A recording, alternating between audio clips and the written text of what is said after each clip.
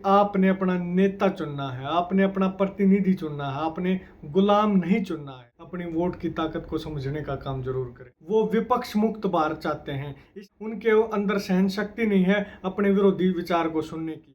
जो ऊपर वाले नेताओं के ऊपर डिपेंड रहता है तो वो जनता का काम कैसे करेगा, सबसे बड़ा सवाल ये। जब विरोधी विचार लोकतंत्र में खत्म हो जाते हैं तो लोकतंत्र कमजोर हो जाता है। सभी को नमस्कार, राम राम। मैं अक्षय नरवाल।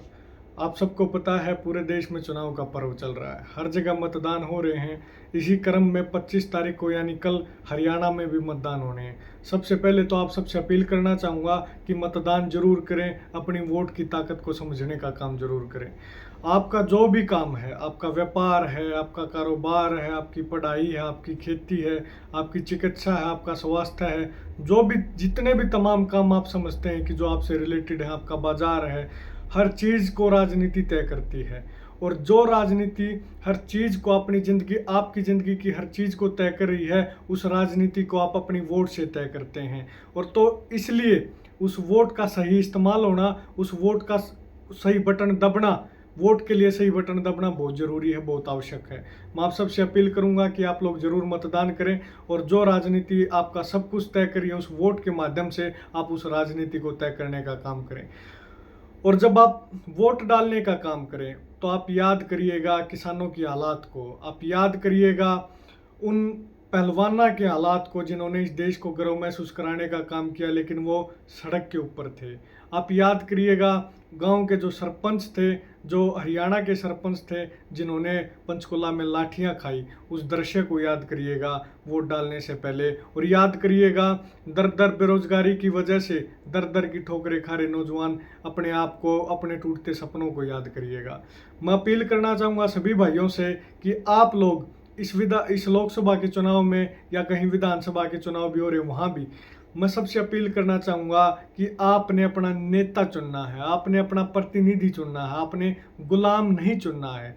आप जो भी कैंडिडेट आपके बीच में देखते हैं, जो कैंडिडेट खुद के नाम पर वोट ना मांगकर प्रधानमंत्री के नाम पर वोट मांगते हैं या किसी अन्य बड़े लीडर के नाम पर वोट मांगते हैं, तो आपने सवाल करना है अपने आप से, जो नेता अपने नाम पर वोट नहीं मांग सकता, जब वो मेंबर ऑफ पार्लियामेंट बन जाएगा तो आपके हक अधिकारों की लड़ाई संसद में जाकर कैसे लड़ सकता है। ये जो तमाम सवाल हैं जो आपको अपने आप से पूछने हैं। आपने अपनी वोट से क्या गुलामों की फौज संसद में भेजनी है या नेता चुनकर संसद में भेजने हैं, ये सवाल अपने आप से पूछना पड़ेगा। आज पूरे देश में सत्ता का केंद्रीयकरण हो रहा है।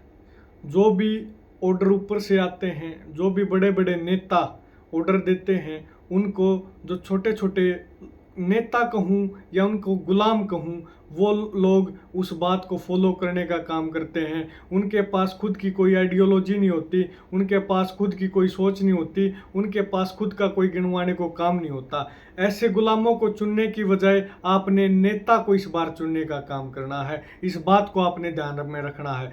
आपको उस नेता को चुनना है जो विरोधी विचार को भी सुनने की हिम्मत रखता हो। आपने उस नेता को चुनने का काम करना है, क्योंकि जब विरोधी विचार लोकतंत्र में खत्म हो जाते हैं तो लोकतंत्र कमजोर हो जाता है। इसलिए लोकतंत्र में विपक्ष का बहुत बड़ा महत्व है, इसलिए लोकतंत्र में अपनी विरोधी सोच का बहुत बड़ा महत्व है। आपने उस नेता को चुनना है जो विरोधी विचार को, विरोधी सोच को भी अपने मन में जगह देता हो, सुनने की हिम्मत रखता हो अपने विरोध की बात। आपने ऐसे नेता को चुनने का काम करना है। आपको याद करना है उस बात को, कौन सी ऐसी पार्टी है, कौन वो लोग हैं जो कांग्रेस से मुक्ति चाहते हैं, कांग्रेस मुक्त भारत चाहते हैं। इसका मतलब वो विपक्ष मुक्त भारत चाहते हैं। इसका मतलब उनके अंदर साहस नहीं है, उनके अंदर सहन शक्ति नहीं है अपने विरोधी विचार को सुनने की। और इस बात को और एलेबोरेट करता हूँ और बढ़ा के बताता हूँ, जब इस तरह के लोग, इस तरह की मानसिकता के लोग सत्ता में आते हैं तो देश तानाशाही की तरफ बढ़ता है। तानाशाही की तरफ देश कैसे बढ़ता है मैं आपको बता दूं। इस तरह के लोग केवल विपक्ष को ही खत्म नहीं करते, केवल बाहर के विपक्ष को खत्म नहीं करते। इस तरह के लोग पार्टी के अंदर के विपक्ष को भी खत्म करने का काम करते हैं। मैं आपको बताना चाहता हूँ हरियाणा के एग्जाम्पल के माध्यम से, कैप्टन अभिमन्यु की बात करूँ, रामविलास शर्मा की बात करूँ, अनिल विज की बात करूँ, ओम प्रकाश धनखड़ की बात करूँ, सुनीता दुग्गल की बात करूँ, रमेश कौशिक की बात करूँ, ये वो लोग हैं जो कहीं ना कहीं स्थापित नेता बीजेपी के थे, लेकिन हाजिरी यस मैन नो मैन ज़्यादा नहीं कर रहे थे, इसलिए इनके टिकट भी कट गए। टिकट कटने के साथ साथ इनका पॉलिटिकल मर्डर भी बीजेपी पार्टी ने करने का काम कर दिया। जब ऊपर से संदेश आता है तो किसी भी प्रदेश का मुख्यमंत्री आसानी से, बड़ी आसानी से अपना मुख्यमंत्री पद छोड़ देता है। दूसरा, जो व्यक्ति जिसका कहीं नाम नहीं होता, कहीं भी कोई उसको खुद नहीं पता कि वो भी सीएम की रेस में या नहीं है, ऐसे व्यक्ति को आगे कर दिया जाता है, सीएम बना दिया जाता है। जो व्यक्ति जिसके पास खुद का जनाधार नहीं है, जिसके पास खुद का वोट बैंक नहीं है, जिसकी घरवाली, जिसकी पत्नी जिला परिषद के चुनाव में चौथे नंबर पर रहती है, ऐसे व्यक्ति को प्रदेश का मुख्यमंत्री बना दिया जाता है। मुझे बड़ी खुशी होती, किसान समाज से ताल्लुक रखने वाला मुख्यमंत्री बना, किसान बिरादरी से ताल्लुक रखने वाला मुख्यमंत्री बना, इस बात की बड़ी खुशी थी। लेकिन इस बात का बड़ा दुख था, वो व्यक्ति ऐसे व्यक्ति को बना दिया जो बस उनकी जी हजूरी करने में, और आज भी मुख्यमंत्री बनने के बाद भी वो प्रदेश के सर्वे सर्वा हैं, वो बनने के बाद भी वो उनकी जी हजूरी में लगे, प्रदेश की गंभीर विषयों पे कोई चिंता नहीं करे, गंभीर मुद्दों के ऊपर कोई चिंता नहीं करे, क्योंकि इस तरह के लोग, खुद का उनके पास कुछ होता नहीं, ऊपर से जो संदेश आते हैं, ऊपर से जो आदेश आते हैं, उनको फॉलो करने का काम करते हैं, और खुद का जनाधार न होने की वजह से ऊपर वाले नेताओं के ऊपर डिपेंड रहते हैं। जो ऊपर वाले नेताओं के ऊपर डिपेंड रहता है तो वो जनता का काम कैसे करेगा, सबसे बड़ा सवाल यह है।